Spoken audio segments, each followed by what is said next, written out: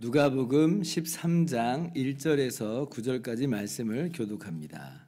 그때 마침 두어 사람이 와서 빌라도가 어떤 갈릴리 사람들의 피를 그들의 제물에 섞은 일로 예수께 아뢰니 대답하여 이르시되 너희는 이 갈릴리 사람들이 이같이 해 받음으로 다른 모든 갈릴리 사람보다 죄가 더 있는 줄 아느냐?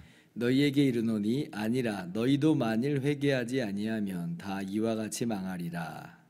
또 실로암에서 망대가 무너져 치어 죽은 18사람이 예루살렘에 거한 다른 모든 사람보다 죄가 더 있는 줄 아느냐? 너희에게 이르노니 아니라 너희도 만일 회개하지 아니하면 다 이와 같이 망하리라. 이에 비유로 말씀하시되 한 사람이 포도원에 무화과나무를 심은 것이 있더니 와서 그 열매를 구하였으나 얻지 못한지라. 포도원 지기에게 이르되 내가 3년을 와서 이 무화과 나무에게 열매를 구하되 얻지 못하니 찍어버리라. 어찌 땅만 버리게 하겠느냐? 대답하여 이르되 주인이여 금년에도 그대로 두소서. 내가 두루 파고 거름을 주리니. 같이요. 이후에 만일 열매가 열면 좋거니와 그렇지 않으면 찍어 버리소서 하였다 하시니라. 아멘. 할렐루야. 하나님의 크신 은혜와 평강이 오늘도 변함없이 여러분 가운데 가득 넘치기를 주님의 이름으로 축원합니다. 오늘 본문은 몇몇 사람들이 예수님께 와서 당시에 이슈가 되었던 한 사건을 이야기하는 것으로 시작이 됩니다. 1절 보면 그때 마침 두어 사람이 와서 빌라도가 어떤 갈릴리 사람들의 피를 그들의 제물에 섞은 일로 예수께 아뢰니. 아마도 이 갈릴리 사람들 중에 어떤 사람들이 예배를 드리던 도중에 빌라도가 이들을 살육했던 모양이에요. 근데 뭐 성경이 그 이상 더 구체적인 내용을 말씀해주고 있지 않기 때문에 우리가 구체적으로 뭐 무슨 일이 있었던 것인지는 뭐 잘 알지 못하지만 아무튼 참 끔찍한 뭐 이름에는 분명한 것이죠. 근데 이제 사람들이 이 사건을 두고 어떻게 이제 생각을 하고 있느냐라고 할 때에 예수님의 대답 속에서 이 사건을 두고 사람들이 어떤 식으로 해석하고 있는지를 우리가 찾아볼 수가 있는데 2절 말씀 자 보세요. 예수님이 대답하세요. 대답하여 이르시되 너희는 이 갈릴리 사람들이 이같이 해받음으로 다른 모든 갈릴리 사람보다 죄가 더 있는 줄 아느냐? 갈릴리 이 사람들이 어떻게 생각을 했다는 거예요? 이렇게 생각했다는 거죠. 그 갈릴리 사람들은 뭔가 더 악한 일을 저지른 사람이었을 거야. 그렇지 않고서 어떻게 저렇게 제사를 드리던 중에 저렇게 허망하게 죽임을 당할 수 있겠어? 잔인하게 죽임을 당할 수 있겠어? 이런 생각을 하는 거죠. 사람들이 그런 생각을 하고 있다고 하는 것이에요. 그런 걸 보면 지금 뭐 이 갈릴리 사람들이 민중 봉기를 일으켜가지고 로마 총독 빌라도하고 부딪힌 거는 아닌 것 같습니다. 아니 그러면 이런 생각을 안 하겠죠. 뭐 안타깝게 여기고 영웅으로 여기겠죠. 근데 아무튼 무슨 일인지 모르겠지만 느닷없이 빌라도가 들어와 가지고는 많은 사람 중에서 요 갈릴리 사람들 몇 명을 이렇게 죽인 것이에요. 자, 그런데 오늘 예수님의 대답을 들어보면 그러한 사람들의 생각들, 일반적인 생각들하고는 전혀 다르다고 하는 것을 우리가 알 수가 있습니다. 3절 말씀 보니까 너희에게 이르노니 아니라 너희도 만일 회개하지 아니하면 다 이와 같이 망하리라. 이들이 더 죄인인 줄 아느냐? 아니라. 죄인이라서 이런 참변을 당한 것 아니다라고 하는 것이에요. 예를 들면 자동차 사고가 났어요. 그 사람 뭔가 하나님께 뭔가 잘못한 게 있는 거야. 아니라. 큰 질병이 걸렸다든지 사업이 어렵다든지 그 사람 뭔가 하나님께 뭔가 크게 잘못한 일이 있나 봐. 아니라고 하는 거예요. 예수님께서 아니라고 분명히 말씀하시죠. 여러분 이러한 우리들의 생각들이 참 너무 이렇게 일반적인 모습이고 근데 사실 좀 위험한 모습이죠. 요한복음 9장에도 보면 날 때부터 맹인된 사람이 있었습니다. 근데 제자들이 대번에 예수님께 뭐라고 물어봐요? 이 사람이 이렇게 날 때부터 맹인으로 난 게 자기 때문입니까? 그 부모의 죄 때문입니까? 이렇게 이제 물어본다는 거예요. 뭐든지 지금 이거는 뭔가 더 이 사람이 죄진 거 아니야? 이 사람은 뭔가 하나님께 문제를 지금 갖고 있는 사람 아니야? 이런 식으로 생각을 한다는 거예요. 근데 지금 오늘 똑같은 사고방식이 나오잖아요. 그러니까 사람들은 일반적으로 어떤 재앙이 찾아오면 항상 그게 어떤 죄의 결과고 더 잘못한 것 같고 더 죄인인 것 같고 이렇게 판단해버리고 정죄하는 모습들을 가지고 있어요. 그래서 욥이 얼마나 힘들어요. 얼마나 힘들어요. 욥이 재산도 다 잃고 자녀도 다 죽고 자신의 건강마저 다 빼앗기게 되었을 때에 친구들이 와서 위로를 합니다. 근데 그 위로라고 하는 게 뭐였어요?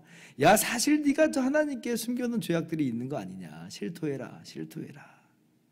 욥은 아니라고 해도 지금 이 현상을 봐라. 너 분명히 넌 죄인이야. 라고 하는 판단과 정죄가 그 친구들 가운데 있었음을 우리가 너무나 잘 알고 있죠. 그래서 욥이 정말 힘들었던 것은 자신이 닥치는 어려움 때문에도 힘들지만 지금 이 친구들이 자신을 죄인이라고 판단하고 정죄하는 것이 너무나 못 견디게 힘들었던 것이에요. 우리가 정말 주의할 필요가 있습니다. 더 죄가 있어서 이런 끔찍한 일을 당한 거냐? 아니다. 그런데 오늘 주님의 말씀을 보면 그렇게 하고 끝난 것은 아니에요. 이걸 가지고 더 깊은 교훈을 말씀하여 주십니다. 뭐라고 말씀하세요? 너희도 만일 회개하지 아니하면 다 이와 같이 망하리라. 지금 더 죄인이라서 이런 참변을 당한 게 아니라라고 말씀하시면서 너희도 회개하지 아니하면 망한다. 이렇게 말씀하세요. 이게 무슨 의미인가 좀 의아해요. 이게 어떻게 연결이 되나? 여러분 이 말씀을 이렇게 해석하면 안 됩니다. 그래 빌라도에게 죽임 당한 것은 회개하지 않아서 그런 거야. 회개하면 빌라도에게 이런 험악하게 개죽임 당하지 않아. 어이쿠 망대에 치여 죽은 것 회개하지 않아서 그래. 회개하면 망대에 치여 죽지 않아. 이렇게 이해하면 완전히 잘못 생각한 거예요. 그것은요 지금 사실은 이 앞에 생각하고 지금 똑같은 거 아니에요? 죄인이라서 지금 빌라도에게 죽임당하고 죄인이라서 망대에 치여서 그렇게 허망하게 죽고, 그죠? 그 사람들이 더 죄인이라고 생각한다는 거 아니겠어요? 근데 회개하지 않아서 망대에 치여 죽고 회개하지 않아서 빌라도에게 죽고 똑같은 거예요. 사실은 똑같은 생각에 불과합니다. 주님이 그런 의도로 말씀하신 거 아니라고 하는 거예요. 그래서 우리가 또 이걸 가지고 오해해가지고 네가 그런 일 당한 거 회개하지 않아서 그래 요렇게 나오면 안 되는 거예요. 사실 똑같은 이야기 한 거니까 그렇게 되면 안 돼요. 그러면 주님께서 무슨 의미로 말씀하시는 건가라고 할 때에 회개하지 않으면 다 망하리라 라고 하는 것은요 단순히 눈에 보이는 어떤 빌라도의 어떤 살해 사건, 실로암 망대에 무너진 사고 이런 것들 눈에 보이는 것으로 말씀하는 게 아니에요. 지금 회개하면 아무런 문제 없이 잘 먹고 잘 살게 된다 이런 식으로 말씀하는 게 아니라고 하는 거예요. 보다 근본적으로 주님은 뭘 말씀하고 계시냐면 하나님 앞에서 영원한 진노와 심판 앞에 우리 모든 죄인들이 서 있는데 회개하지 않으면 망하리라 이 말씀이에요. 회개하지 않으면 망하리라. 지금 당장은 잘 먹고 잘 살 수 있겠지만 그렇게 보일 수 있지만 회개하지 않으면 그 영원한 심판을 하나님의 진노를 비껴갈 수 없다는 거죠.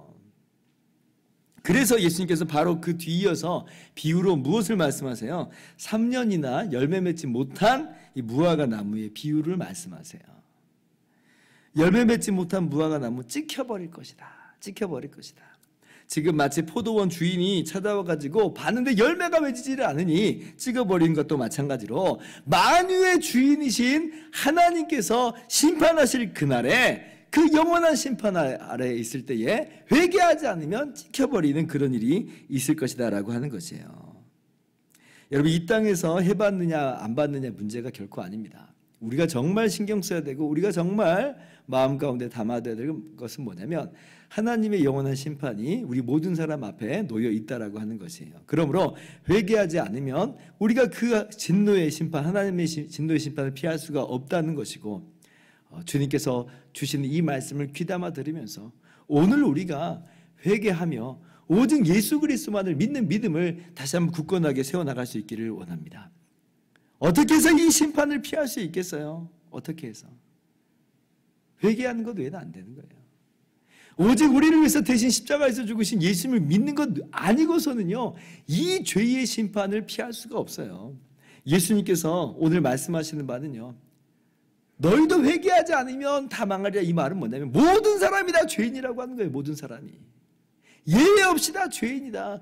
이 빌라도에게 죽임당한 사람이나 실로암 망대에서 치어 죽인 사람이나 이 사람들만 죄인이 아니라 너희도 하나님 앞에서 죄인이라는 걸 알라는 거예요. 알라는 거예요.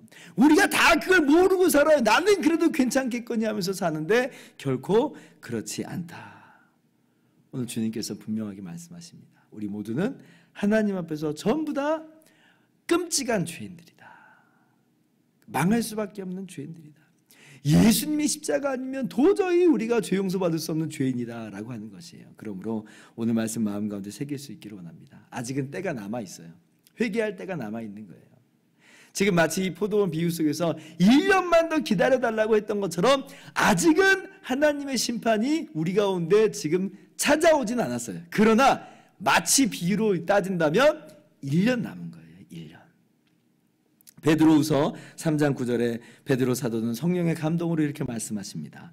오직 주께서는 너희를 대하여 오래 참으사 아무도 멸망하지 아니하고 다 회개하기에 이르기를 원하시느니라.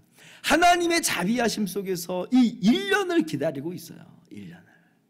이 남은 기간 동안을 허비하면 안 되겠습니다. 이 남은 기간 동안을 우리가 헛되이 보내면 안 될 것이에요. 회개하고 예수 그리스도를 믿는 믿음 안에 거하기를 바라고, 그리고 회개에 합당한 열매를 맺어나가는 이 복된 1년, 우리의 모든 인생이 되시기를 주님의 이름으로 축원합니다. 기도하겠습니다.